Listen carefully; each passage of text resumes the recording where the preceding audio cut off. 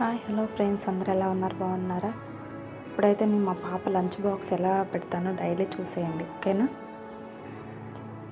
ఇలా రైస్ ఏ కర్రీ చేసినా కూడా కలిపేసి పెట్టేస్తానన్నమాట మా పాపకి. ఎందుకంటే చిన్నపిల్లలు కదా, వాళ్ళకి కలుపుకోవడం తెలియదు. కలిపేసి బాక్స్లో పెట్టేసామంటే ఒక స్పూన్ ఇచ్చేస్తాను, దాంతో తినేస్తారు ఈజీగా.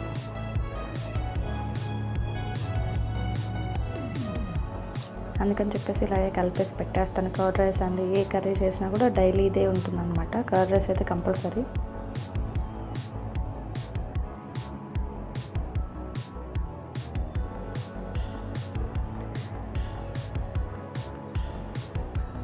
చూసారు కదా, డైలీ అయితే నేను మా పాపకి లంచ్ బాక్స్ ఇలాగే పెట్టేస్తాను.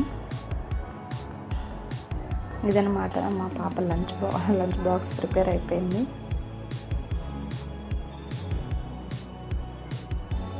స్కూల్లో ఓన్లీ స్టీల్ బాక్సెస్ మాత్రం అవైలబుల్ ఉన్నాయి. ప్లాస్టిక్ అవాయిడ్ చేశారు, వద్దని చెప్తున్నారు. Steel boxes and bottles, water bottles కూడా అవే పిల్లలకి మంచిది కూడా. ప్లాస్టిక్ వాడకూడదని చెప్తున్నారు కదా, ప్లాస్టిక్ ఎప్పుడు వాడకండి. స్టీల్ బాక్సెసే పెట్టేసేయండి పిల్లలకి లంచ్ బాక్సెస్.